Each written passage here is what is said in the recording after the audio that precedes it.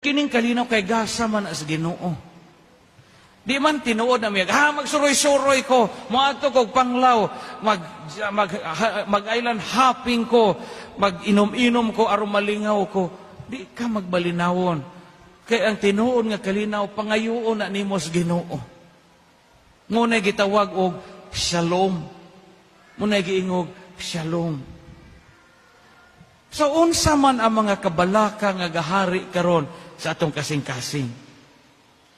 Watay bugas ron, pangayua sa Ginoo ang kalinaw. Tagaan ragi kag bugas. Paningkamot. Mo man giingon sa second reading, buhata ang kabubuton sa Ginoo. Kamo mga biyudo o biyuda o nabalaka mo, kinsay mo hipos ninyo, inikamatay nato, kinsay mo alima nato, ayaw kaguol. Nanabitaw kay St. Peter, nabitaw dadyo nga obligadong mo hipos nato, igo na. Kay mapuno gani kakabalaka, di ka malipay sa imong adlaw. Pero di mahitabo nga na at mawa ng kabalaka o pagduha-duha. Pero unsay magasulbad ni ana sama sa gingon sa Ebanghelyo, pangayua ang grasya sa kalinaw. Muna'y tuyo nga nung manimbata.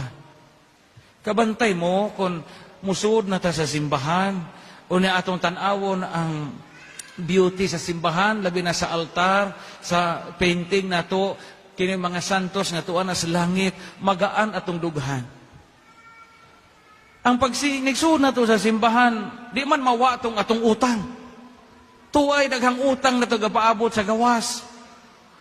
Iniguli na to, tuwa dito, to mga asawang yaw-yawan. Tuwa gihapon.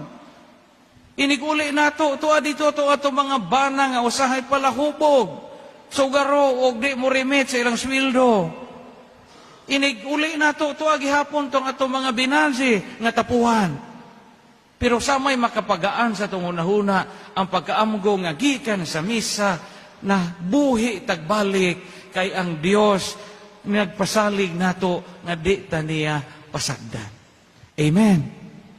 So paningkamot nga makalakutay kita ning kinabuhia, maka-overcome kita sa atong mga kabalakaw pagduha-duha tungod sa gasa sa kalinaw nga giingon sa Ginoo karon, ang kalinaw mag-uban kaninyo.